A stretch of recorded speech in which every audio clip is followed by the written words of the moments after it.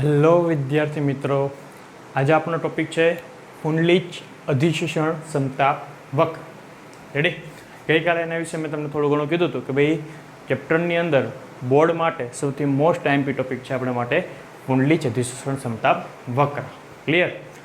ચલો, તો કે પહેલાં તો શું છે પુંડલિચ અધિશોષણ સમતાપ વક્ર એના વિશે તમને હું સમજાવી દઉં. ત્યારબાદ આખી એનો કોન્સેપ્ટ અહીંયા બોર્ડ ઉપર લખેલો છે તેને આપણે જોઈએ. હવે પુંડલિચ અધિશોષણ સમતાપ વક્ર પહેલાં તો અહીંયા જો શું છે અહીંયા તો કે ભાઈ સમતાપ. સમતાપ એટલે શું થાય તો કે કેની વાત કરવાની છે? એક સરખા તાપમાન, સમાન તાપમાન, બોલે તો નિયત કયો અદરવાઇઝ નિશ્ચિત તાપમાન તમે કહી શકો કે મીન્સ કે આપણે જે અત્યારે જેની વાત કરશું એમાં તાપમાનની અંદર કાંઈ પણ ફેરફાર કરવાના નથી. ક્લિયર?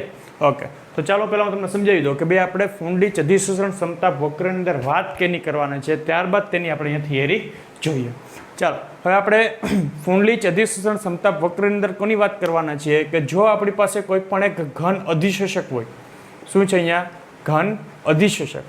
જો આપણી પાસે અહીંયા કોઈ પણ એક ઘન અધિશોષક હોય અને તેના પણ કોઈ પણ વાયુ અહીંયા અધિશોષિત થતું હોય, એટલે કે વાયુનું અહીંયા શું થતું હોય? અધિશોષણ થતું હોય, તો તેનું નિયત તાપમાન એટલે કે નિશ્ચિત તાપમાને થતું અધિશોષણ એ દબાણના ફેરફાર કરવાથી શું ફેરફાર થાય તેના વિશે વાત કરવાની છે. જો ફરી તમને કંઈ ક્લિયર કરું, ફરી રિપીટ કરું કે એના વિશે વાત કરવાની છે કે ભાઈ ઘન અધિશોષક ઉપર વાયુ અધિશોષિત થાય છે, એટલે કે ભાઈ જે અહીંયા અધિશોષણ થાય છે તેનું પ્રમાણ એક નિયત તાપમાને દબાણના ફેરફાર સાથે શું ફેરફાર થાય છે તેના વિશે વાત કરવાની છે. ક્લિયર? કે ભાઈ અહીંયા આપણે દબાણનો ફેરફાર કરીએ તો વાયુઓનું જે અહીંયા અધિશોષિતનું પ્રમાણ છે તેની અંદર શું ફેરફાર થશે, બરાબર? એની માત્રામાં શું ફેરફાર થશે તેના વિશે વાત કરશું. ઓકે, અને આ નિયમ છે આપણે અહીંયા પુંડલિચ નામના રસાયણશાસ્ત્રી આપેલ છે, આથી એને આપણે કહે છે પુંડલિચ અધિશોષણ સમતાપ વક્ર. એટલે કે એક જ તાપમાને જો દબાણમાં ફેરફાર કરવામાં આવે તો ઘન અધિશોષક ઉપર જે વાયુ અધિશોષિત થાય છે, એટલે કે જેનું અધિશોષણનું પ્રમાણ છે તે દબાણના ફેરફાર સાથે શું ફેરફાર થશે તેના વિશે વાત કરવાની છે.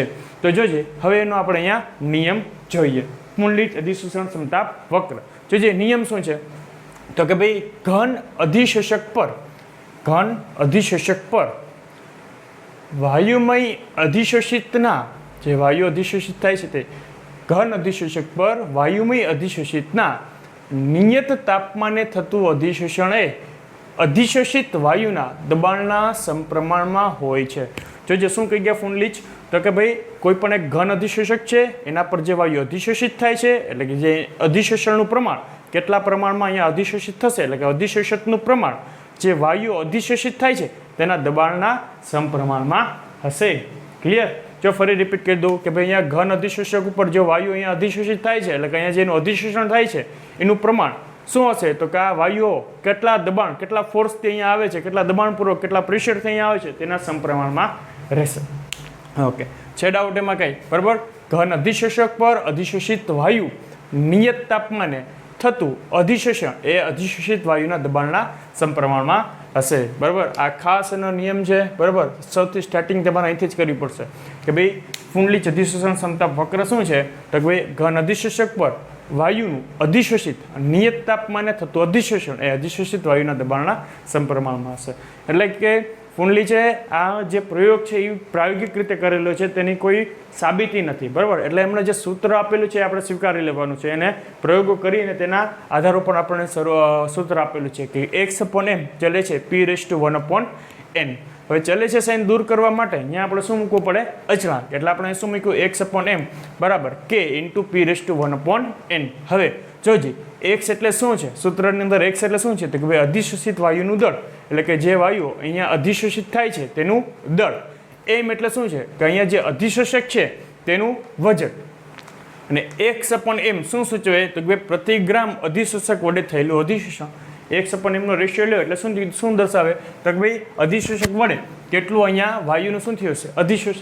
અધિશોષિતનું પ્રમાણ. અને k અને n શું છે તો કે ભાઈ અચળાંક છે, ને p શું છે? વાયુનું દબાણ.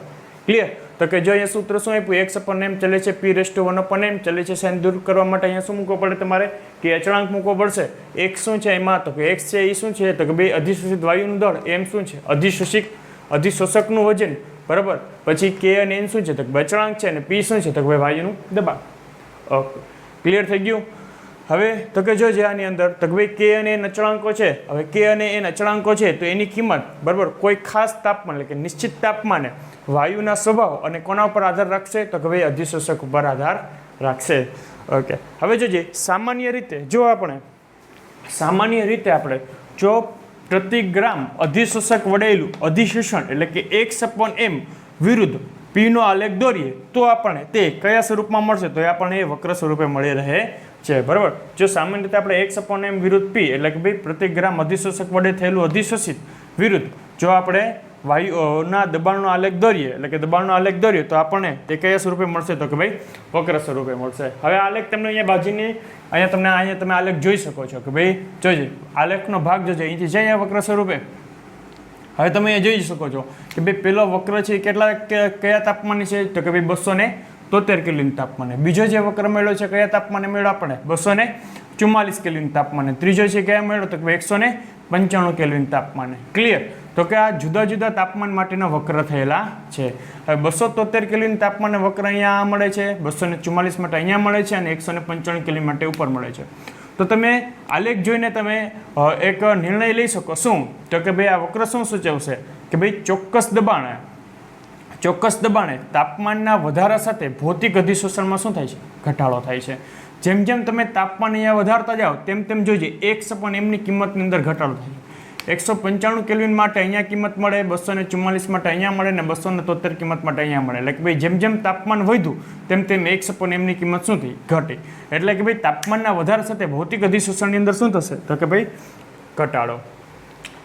ઓકે, સોરી, તાપમાનના વધારા સાથે ભૌતિક અધિશોષણની અંદર શું થશે ઘટાડો. ગઈકાલે આ પોઈન્ટ આપણે જોઈ ગયા કે ભાઈ ભૌતિક અધિશોષણ માટે બરાબર શું તો કે તાપમાનનો ઘટાડો ફાયદાકારક છે. તાપમાન વધશે એમ ભૌતિક અધિશોષણની અંદર શું જોવા મળશે તમને ઘટાડો. હવે જોજી તો કે ભાઈ આલેખની અંદર તો કે ભાઈ x/m નું મૂલ્ય હવે અહીંયા આપણે આલેખ જોઈ ગયા ને કે ભાઈ દબાણ x/m બરાબર સૂત્ર શું છે k/p⁴1/n.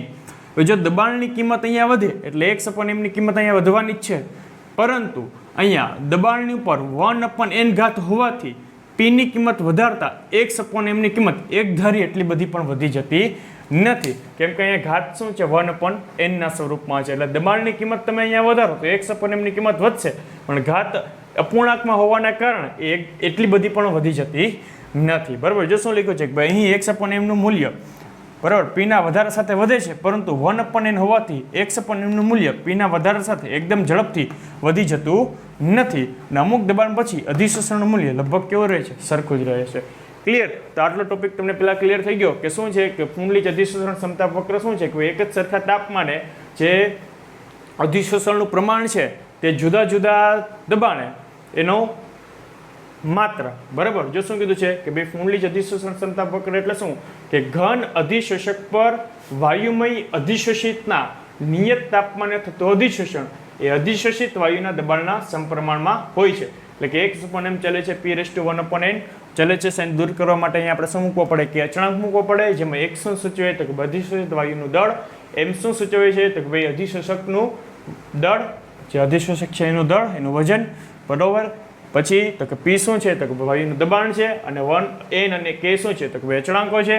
અને x/m શું દર્શાવે છે કે આખી ટર્મ શું દર્શાવે x/m કે પ્રતિ ગ્રામ અધિશોષક વડે થયેલું અધિશોષણ. અહીંયા k અને n છે અચળાંક છે, તેની કિંમત કોના પર ડિપેન્ડ કરશે તો કે ભાઈ અધિશોષક અને વાયુના સ્વભાવ ઉપર આધાર રાખશે. જો આપણે x/m વિરુદ્ધ p નો આલેખ દોરીએ તો આપણને કયા સ્વરૂપમાં જોવા મળશે તે વક્ર સ્વરૂપમાં જોવા મળશે. તો અહીંયા એનો આલેખ આપેલો છે. હવે આલેખ ઉપર તો આપણને સિમ્પલી ખબર પડી ગઈ કે જેમ જેમ તાપમાનમાં વધારો થાય છે તેમ તેમ અહીંયા અધિશોષણની કિંમતમાં શું થાય છે ઘટાડો જોવા મળે છે.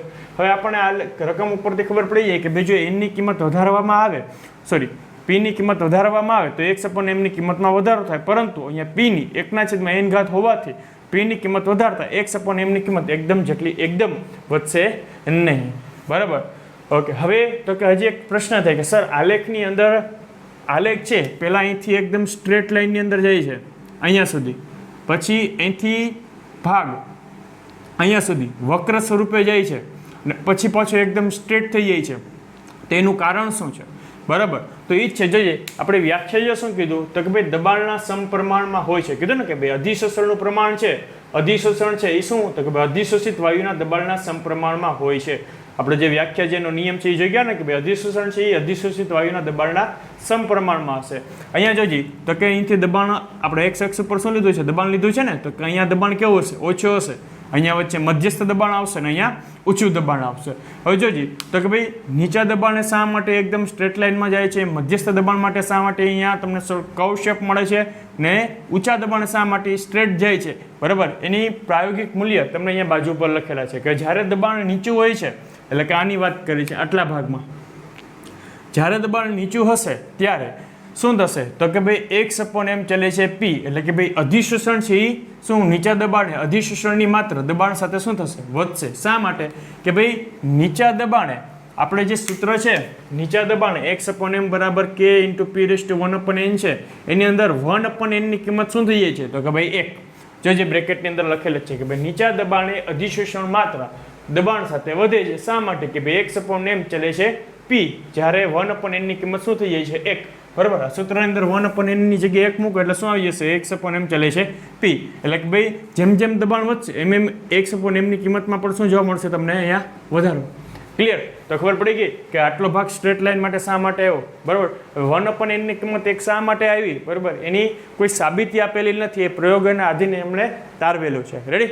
જસ્ટ આપણને એમને માહિતી આપેલી છે કે ભાઈ જ્યારે નીચું દબાણ થાય છે ત્યારે 1/n ની કિંમત 1 લેવામાં આવે છે, એટલે 1/n બરાબર તમે અહીંયા 1 મૂકી દો એટલે x/m ચલે છે p, એટલે કે જે અધિશોષણની માત્રા છે એ શું હશે, દબાણના સમપ્રમાણમાં. રેડી? એટલે જેમ જેમ દબાણ વધશે એમ એમ x/m ની કિંમત પણ શું થશે, વધારો. એટલે જોજે આટલા ભાગની અંદર તમને અહીંયા સ્ટ્રેટ લાઇન જોવા મળે છે.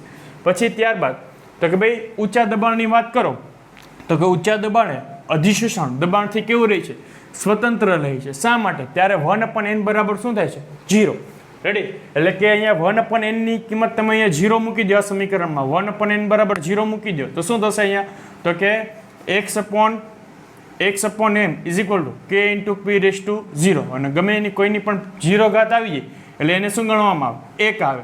એટલે x/m બરાબર શું થશે તમારે k, એટલે કે શું થાય, અચળાંક. એટલે કે કોઈ પણ એક અચળ કિંમત હશે, બરાબર. અચળ કિંમત મળશે એટલે કે એનો આલેખ શું થશે તો એકદમ સ્ટ્રેટ લાઇનમાં જશે ઊંચા દબાણે, બરાબર. જોજે અહીંથી પણ એકદમ સ્ટ્રેટ લાઇનમાં જાય છે, અહીંથી પણ એકદમ સ્ટ્રેટ લાઇનમાં જાય છે. ક્લિયર? શું કીધું કે ભાઈ ઊંચું દબાણ હોય તો ઊંચા દબાણ અહીંયા 1/n ની કિંમત શું લેવામાં આવે છે તો 0 લેવામાં આવે છે. 1/n ની કિંમત 0 લ્યો એટલે p ની 0 ઘાત થઈ જાય, પછી p ની 0 ઘાત થઈ જાય એટલે એની કિંમત શું થઈ જાય 1, એટલે x/m બરાબર તમને શું મળ્યા, k.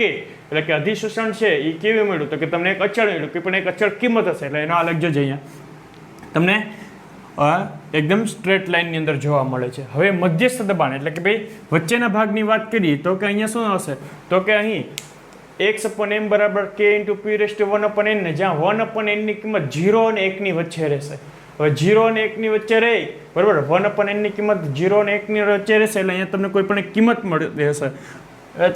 તમે તેનો પ્રાયોગિક આલેખ દોરશો તો તમને અહીંયા કયા શેપમાં મળશે તો કે ભાઈ વક્ર સ્વરૂપે મળશે. ક્લિયર? ઓકે.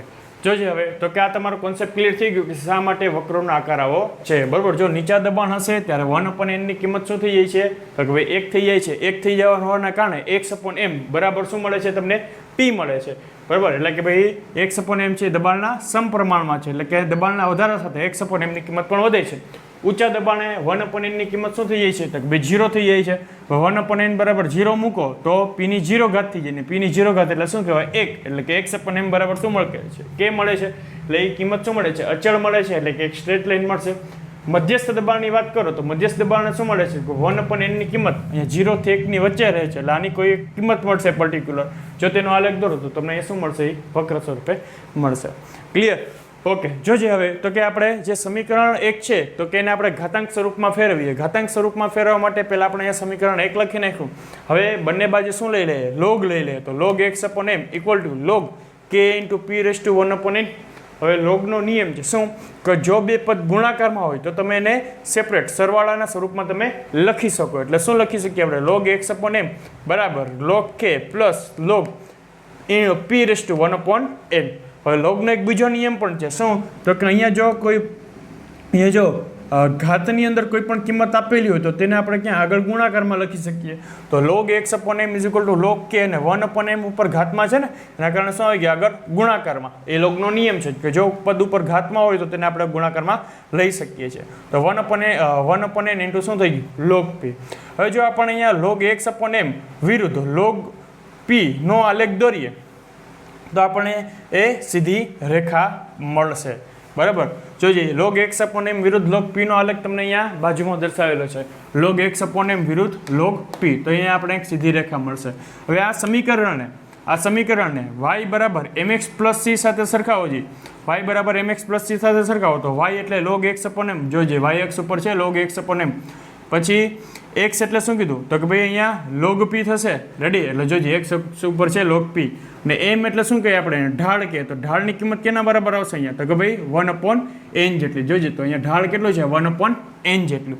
ને c એટલે શું થાય તો કે ભાઈ આંતરછેદ. બરાબર. તો અહીંયા આંતરછેદની કિંમત કેટલી આવશે તો કે ભાઈ log k જેટલી. તો અહીંયા તમારું ફૂંડલીચ અધિશોષણ સમતાપ વક્રનો ટોપિક ફિનિશ થાય છે. ક્લિયર. બરાબર. શોર્ટમાં આપણે જોઈ લઈએ ભાઈ ફૂંડલીચ અધિશોષણ સમતાપ વક્ર શું કહેવા માંગે છે.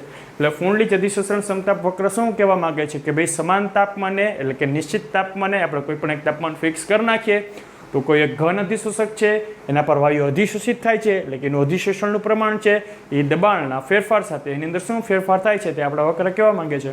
તો ફૂંડલીચે આ નિયમ આપેલો છે શું કે ભાઈ ઘન અધિશોષક ઉપર કોઈ વાયુ અધિશોષિત થતું હોય તો તેના અધિશોષણની માત્રા તે વાયુના દબાણના સમપ્રમાણમાં હશે. ઘન અધિશોષક પર વાયુમય અધિશોષિતના નિયત તાપમાન થતું અધિશોષણ એ અધિશોષિત વાયુના દબાણના સમપ્રમાણમાં હોય છે. બરાબર. એટલે એમને એના પરથી એમને સૂત્ર આપેલું છે x upon m ચાલે છે p⁻1 upon n. Okay. Clear. હવે અહીંથી ચાલે છે સાઈન દૂર કરવા માટે આપણે અચળાંક મૂકવો પડે. હવે એમાંથી કયા ટર્મ શું દર્શાવે છે મેં હમણાં જ કીધું કે x શું દર્શાવશે તો ભાઈ અધિશોષિત વાયુનું દળ, m શું દર્શાવે અધિશોષકનું દળ, k અને એના અચળાંક છે અને p શું છે વાયુનું દબાણ છે. ક્લિયર. ઓકે. હવે k અને એના અચળાંક છે બરાબર તેની કિંમત કોના પર આધાર રાખશે તો ભાઈ નિશ્ચિત તાપમાને અધિશોષિત વાયુ અને અધિશોષક ઉપર એના સ્વભાવ ઉપર. ઓકે. ક્લિયર. ઓકે. હવે તો કે ભાઈ x upon m વિરુદ્ધ જો p નો આલેખ દોરવામાં આવે તો તે આપણે કયા સ્વરૂપે મળશે વક્ર સ્વરૂપે મળશે. હવે આલેખ ઉપરથી આપણે જોઈ શકીએ કે જો તાપમાનમાં વધારો કરવામાં આવે એમ ભૌતિક અધિશોષણ પણ શું જોવા મળશે તમને તો કે ભૌતિક અધિશોષણમાં ઘટાડો જોવા મળશે તાપમાનના વધારા સાથે. રેડી. હવે આપણે અહીંયા ખ્યાલ છે કે જો અહીંયા દબાણ વધારીએ તો x upon m ની કિંમત વધે પરંતુ અહીં p ની 1 upon n બરાબર 1/n ઘાત હોવાથી દબાણના વધારા સાથે આ કિંમત એકદમ વધતી નથી.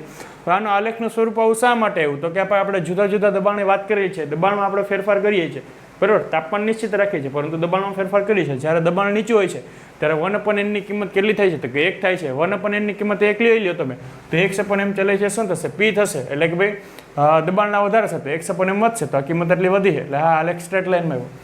ક્લિયર. પછી તો કે ભાઈ ઊંચા દબાણે 1 upon n ની કિંમત શું થાય છે 0 થાય છે. જો અહીંયા x 1 upon n ની કિંમત તમે 0 લ્યો તો x upon m બરાબર શું મળશે અચળાંક k.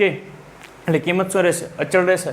મધ્યસ્થ દબાણે શું થશે તો કે ભાઈ અહીંયા 1 upon n ની કિંમત 0 અને 1 ની વચ્ચે રહેશે અને એનો આલેખ તમે દોરો તો તમને અવકાશ શેપમાં મળશે.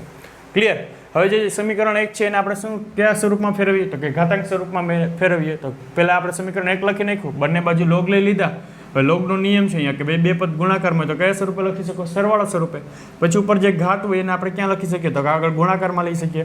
હવે જો log x upon m વિરુદ્ધ log p નો આલેખ દોરો તો તમને સીધી રેખા મળે છે. હવે આ સમીકરણને y બરાબર mx પ્લસ c સાથે તમે કમ્પેર કરો તો m એટલે શું થાય અહીંયા ઢાળ થાય જે કેના બરાબર મળશે 1 upon n બરાબર અને આંતરછેદ કેના બરાબર મળશે અહીંયા તો કે ભાઈ log k બરાબર. ક્લિયર. તો અહીંયા આપણે ફૂંડી અધિશોષણ સમતાપ વક્ર પૂરું થાય છે. હવે આની અંદર એક મર્યાદા છે. શું મર્યાદા શું છે તમને કહી દો સમજાવી દો પહેલાં તો કે અહીંયા આપણને શું કીધું છે તો કે ભાઈ ફૂંડલીચ અધિશોષણ સમતાપ વક્રની અંદર મર્યાદા તમને અહીંયા સમજાવી દો શું કહે છે મર્યાદાની અંદર મર્યાદા શું તો કે ભાઈ મર્યાદા શું છે તો કે ભાઈ આ ઊંચા